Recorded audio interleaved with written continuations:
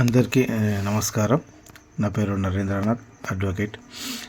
నేను ఈ గోదావరి నది మీద ఉన్నటువంటి ఇరిగేషన్ ప్రాజెక్ట్స్ ఏమేమి ఉన్నాయని చెప్పేసి ఒకసారి గూగుల్ ఎర్త్ ద్వారా చూపిద్దామని చెప్పేసి ప్రయత్నం చేస్తున్నాను. నాకు తెలిసిన ఇన్ఫర్మేషన్ ప్రకారం నేను చెప్తున్నాను. అంటే ఇరిగేషన్ సంబంధించిన ప్రాజెక్ట్స్ గోదావరి నది పైన ఇంకా చాలా ఉన్నాయి. కాకపోతే ఇప్పుడు తెలంగాణ బార్డర్ మహారాష్ట్ర దగ్గర ఉన్నటువంటి projects and Khanapur Sadarmat barrage వరకు గోదావరి నది పైన ఎన్ని ఇరిగేషన్ ప్రాజెక్ట్స్ ఉన్నాయి అని చెప్పేసి ఒక లెక్క తీయడం జరిగింది.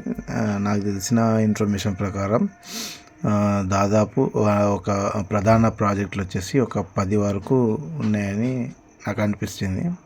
దానికి సంబంధించిన డేటా ఇక్కడ చూపిస్తున్నాను.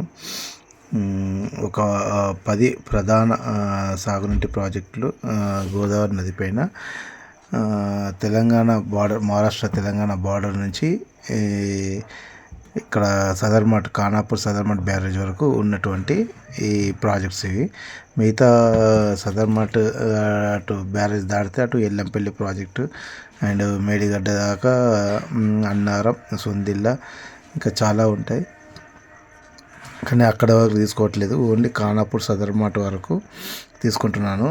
ఇంకా మన కట్టుపక్కకు కడెం డ్యాము అవన్నీ ఉన్నాయి. కానీ సదర్మట్ బ్యారేజ్ వరకు ఇక్కడ తెలంగాణ బార్డర్ నుంచి సదర్మట్ బ్యారేజ్ వరకు ఎన్ని ఉన్నాయని చెప్పేసి ఒక కౌంట్ చేయడం జరిగింది. అంటే మెయిన్ దాంట్లో మహారాష్ట్ర బార్డర్ అంటే మనకు నాందేడ్, మహారాష్ట్రలో నాందేడ్లోని విష్ణుపురి డ్యామ్ అని చెప్పేసి ఇది ఒకటి ప్రధాన irrigation project. Second Maharashtra border, Telangana Maharashtra border Dharmabad దగ్గర బాబ్లీ ప్రాజెక్ట్ ఒకటి. ఇప్పుడు ఈ నాందేడ్ దగ్గర ఉన్నటువంటి విష్ణుపురి, ఇది చూపిస్తుంది కదా విష్ణుపురి ఇది బ్యారేజ్ అంటే నదికి అడ్డంగా గోడ కడితే బ్యారేజ్ అంటారు. అదే ఒక వాటర్ కెపాసిటీ ఒక స్టోరేజ్ చేసేటట్టు ఉంటే దాన్ని డ్యామ్ అంటారు. ఇప్పుడు పోచంపాడు వచ్చేసి డ్యాము, సదర్మాట్ వచ్చేసి బ్యారేజ్. ఎందుకంటే జస్ట్ గోడ అడ్డం పెడతారు కాబట్టి ఆ వాటర్కి అడ్డు గోడ అన్నట్టు. డ్యామ్ అంటేనేమో దానికి సంబంధించిన ల్యాండ్ అవన్నీ చూసుకొని పెట్టారు. ఇప్పుడు ఇది విష్ణుపురి అనేది బ్యారేజ్. విష్ణుపురి ఇక్కడ విష్ణుపురి ప్రాజెక్టు ఇది ఓన్లీ నాందేడ్కి సంబంధించి సాగునీరు, తాగునీరు సంబంధించిన పూర్తి విష్ణుపురి నుంచే వస్తాయి. తర్వాత అక్కడ నుంచి విష్ణుపురి ప్రాజెక్ట్ నుంచి బాబ్లీ ప్రాజెక్టు, ఇది కూడా మహారాష్ట్రలో ఉంది. గోదావరి నది పైన మహారాష్ట్ర యొక్క చివరి ప్రాజెక్టు. విష్ణుపురి ప్రాజెక్ట్ నుంచి బాబ్లీ ప్రాజెక్టుకి మధ్యలో దాదాపు 88 కిలోమీటర్లు ఉంటుంది. ఇది ధర్మాబాద్, మహారాష్ట్రలోని ధర్మాబాద్, మనకు నాందేడ్ తర్వాత బైన్సదాట్నకు వచ్చిన ధర్మాబాద్ యొక్క సిటీకి తాగునీరు అందిస్తుంది బాబ్లీ ప్రాజెక్టు. ఇది మహారాష్ట్ర యొక్క చివరి ప్రాజెక్టు. తెలంగాణకు మహారాష్ట్రకు మధ్యలో ఉంది. వివాదాస్పదమైన ప్రాజెక్టు. ఈ ప్రాజెక్టు పైన సుప్రీంకోర్టు జడ్జిమెంట్స్ కూడా ఉన్నాయి. ఇది విష్ణుపురి ప్రాజెక్ట్ నుంచి బాబ్లీ బ్యారేజ్కి మధ్య 88 కిలోమీటర్లు డిస్టెన్స్ మనకి ఇక్కడ చూపిస్తుంది. 88 కిలోమీటర్లు ఉంటుంది. ఇది గోదావరి నది పైన మహారాష్ట్ర యొక్క చివరి ప్రాజెక్టు. ఇక్కడ సుప్రీంకోర్టు ఏమని ఇచ్చిందంటే జడ్జిమెంట్ జూన్ 1 నుంచి అక్టోబర్ 28 వరకు గేట్స్ ఓపెన్ చేయాలి. దాని కిందికి అంటే దీని కింద ఉన్న పోచంపాడు డ్యామ్ ఉంటుంది కాబట్టి వాటర్ రావాలి. కాబట్టి ఈ డ్యామ్ నుంచి, బ్యారేజ్ నుంచి వాటర్ రావాలంటే గేట్స్ ఓపెన్ చేయాలి. మిగతా టైంలో గేట్స్ ఎప్పుడు సంవత్సరం పొడవునా గేట్స్ క్లోజే ఉంటాయి. సో ఇది మనకు బాబ్లీ ప్రాజెక్టు నుంచి ఎస్ఆర్ఎస్పి పోచంపాడుకి మధ్య దాదాపు 106 కిలోమీటర్స్ ఉంటుంది. సో 100 కిలోమీటర్ అంటే ఇప్పుడు ఈ గేట్స్ ఓపెన్ చేస్తేనే ఎస్ఆర్ఎస్పికి మనకు వాటర్ రావడం జరుగుతుంది.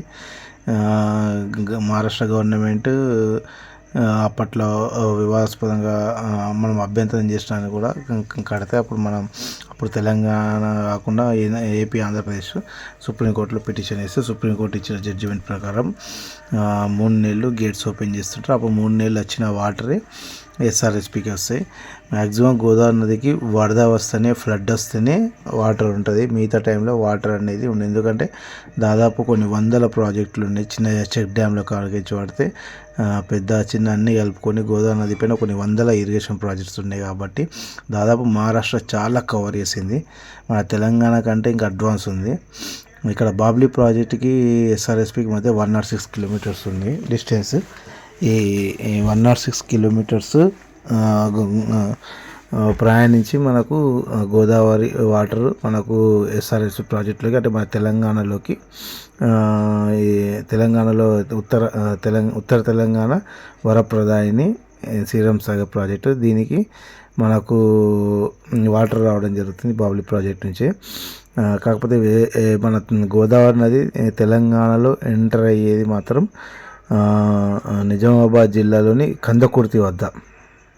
ఇక్కడ చూపిస్తున్న కందకుర్తి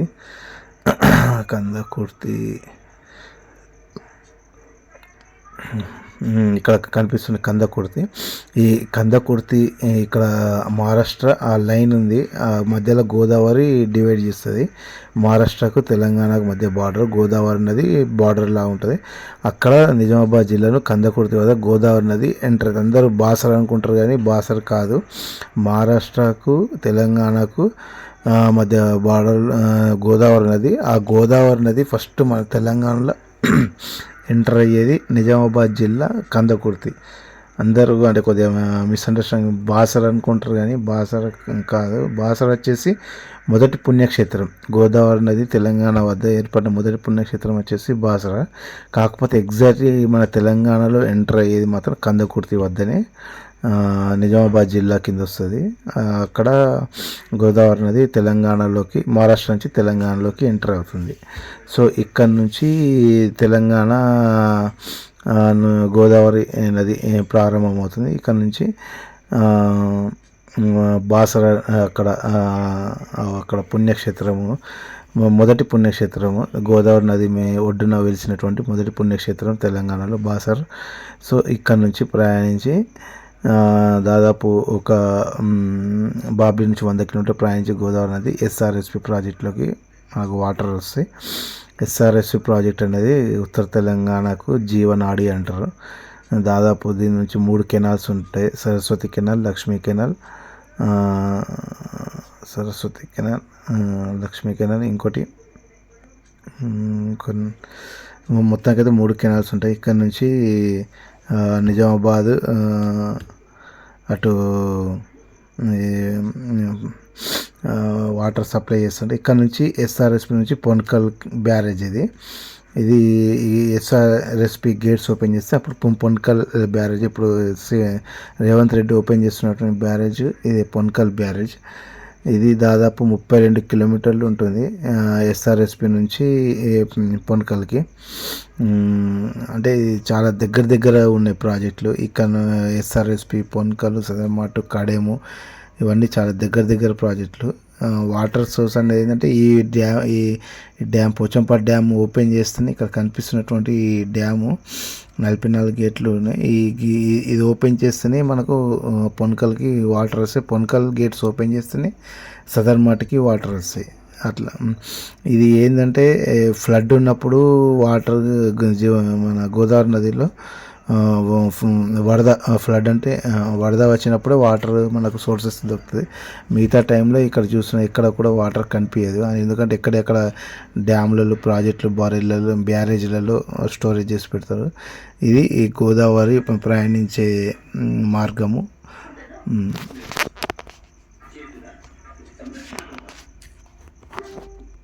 ఇక్కడ నుంచి పొన్కల్ ఇది ఈ మొత్తం 55 గేట్లతో 516 కోట్లతోని అప్పుడు నీటిపారుదల శాఖ మంత్రి హరీష్ రావు ఫౌండేషన్ స్టోన్ వేయడం జరిగింది. ఇది మన సదర్మాట్ దగ్గర కట్టాల్సిన బ్యారేజ్. దానికి ఎగువన 7 కిలోమీటర్లు ఎగువన, అంటే 7 కిలోమీటర్ డిస్టెన్స్లో పొన్కల్ వద్ద మామడ మండలి కింద వస్తుంది ఇది.